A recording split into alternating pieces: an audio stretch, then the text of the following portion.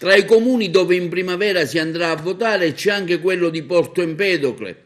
Al momento sono tante le ipotesi di chi andrà a candidarsi alla poltrona di primo cittadino. Oggi arriva la nota del Movimento Primavera Empedoclina che per mezzo del coordinatore cittadino Luigi Gino Grillo interviene nel dibattito politico verso le elezioni comunali di Porto Empedocle.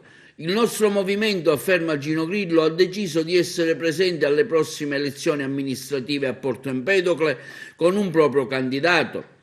Aggiungiamo noi che potrebbe essere Pasquale Amel. La necessità di dare al nostro Paese, continua Gino Grillo, una guida capace di interrompere il declino sociale ed economico che nostro malgrado interessa la città, ci porta ad assumere direttamente l'iniziativa politica. Vogliamo portare avanti un programma di rilancio che faccia leva sulle nostre risorse e sulla possibilità di attingere da fonti esterni con progetti seri e credibili.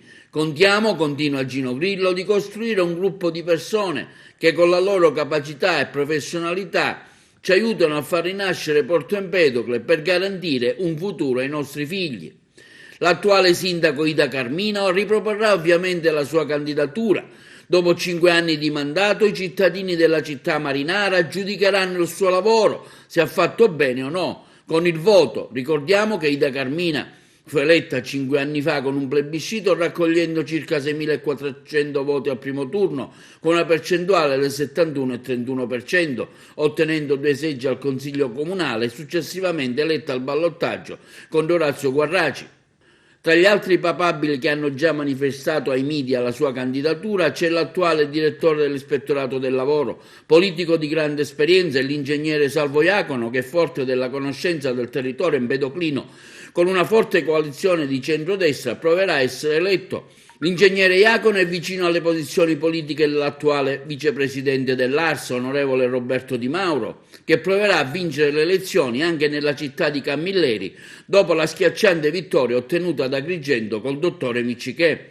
Tra gli altri si fanno i nomi dell'ex sindaco Orazio Guarraci, che alle scorse elezioni ottenne il secondo posto con il 29% dei consensi, supportato da una coalizione di civiche dove faceva parte anche il PD e Sicilia Futura, supportato anche dall'avvocato Aiello, che, forte anche di un gruppo social Io Resto a Porto Empedocle, viene affiancato dall'ex sindacalista Maurizio Saia, esprimono quotidianamente il loro dissenso verso l'attuale amministrazione comunale, chiedendone le loro dimissioni. Poi c'è anche il nome del commercialista Calogero Martello, precedente consigliere provinciale, che si propone come primo cittadino. Calogero Martello, già precedentemente alle scorse elezioni, era sceso in campo supportato da 4 liste, tra cui l'UDC, Porto Empedocle nel cuore, il Partito Socialista e Progetto Comune, ottenendo circa il 20%, arrivando al terzo posto. Al momento non si escludono altri possibili soggetti che vorranno misurarsi nella nuova competizione elettorale.